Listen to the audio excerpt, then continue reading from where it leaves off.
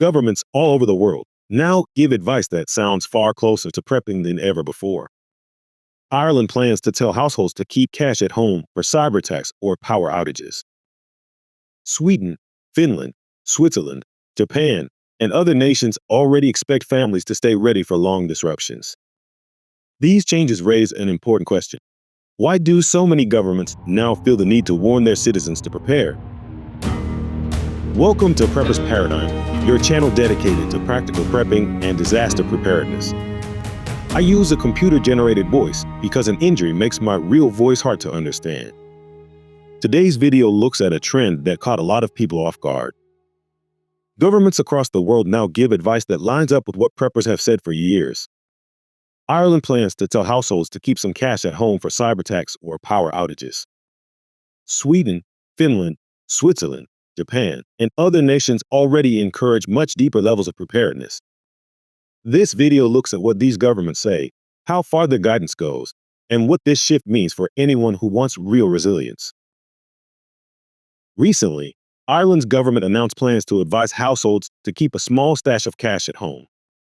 Officials gave this guidance because rising cyber attacks and growing pressure on digital payment systems create real risks.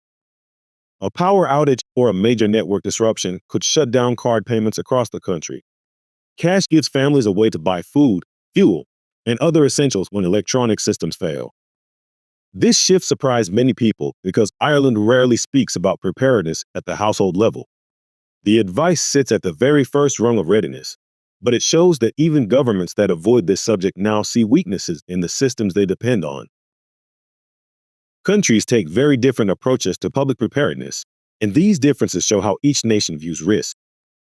Some governments give only basic advice. Others expect households to hold enough supplies to manage weeks of disruption. The gap between these levels makes it clear that not every country treats resilience the same way. Tier 1. Minimal preparedness guidance. Ireland, the UK, and much of Western Europe sit in this category. Their guidance usually covers short storms or brief cyber incidents. Households get told to keep flashlights, batteries, or a little food on hand. The advice stops there. These governments tend to trust large systems to stay online and recover quickly. Tier 2. Moderate preparedness guidance. The United States and Canada fall into the middle tier. Agencies like FEMA and Ready.gov encourage 3 days of supplies and clear plans for communication and evacuation. Some states offer stronger guidance during hurricanes, wildfires, or winter storms. Many citizens never act on the advice, but the expectations exist. Tier 3.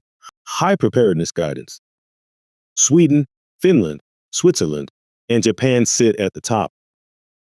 Their governments expect citizens to act as the first layer of response during crises. Guidance covers water, food, heating, communication, first aid, and shelter. These nations invest heavily in civil defense training and treat preparedness as a shared responsibility. Several countries give clear, detailed guidance on household preparedness. Their approaches vary, but each one sets stronger expectations than most other Western governments. Sweden. Sweden sends every household a booklet called If Crisis or War Comes. It covers food, water, heating, communication, and security. The booklet encourages families to prepare for disruptions that last for days or even weeks.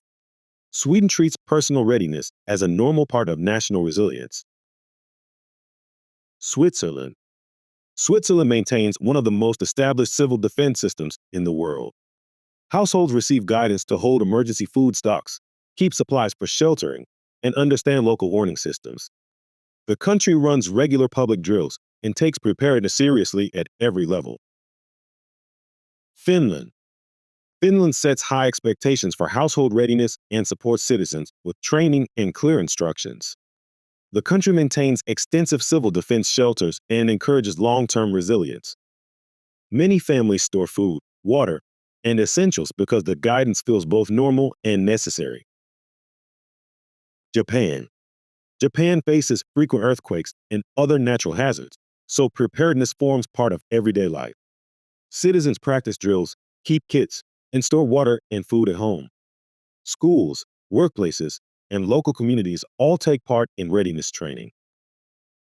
United States. The U.S. relies on FEMA's guidelines for water, food, communication, and evacuation planning.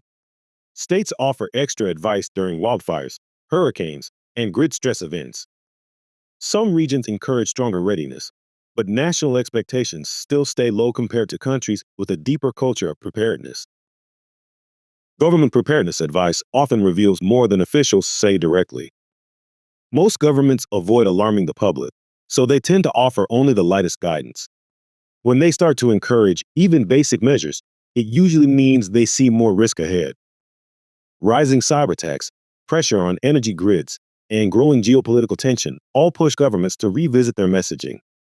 Digital systems hold everything together, and they fail more often than most people realize. Short disruptions already cause major problems in banking, healthcare, transport, and supply chains.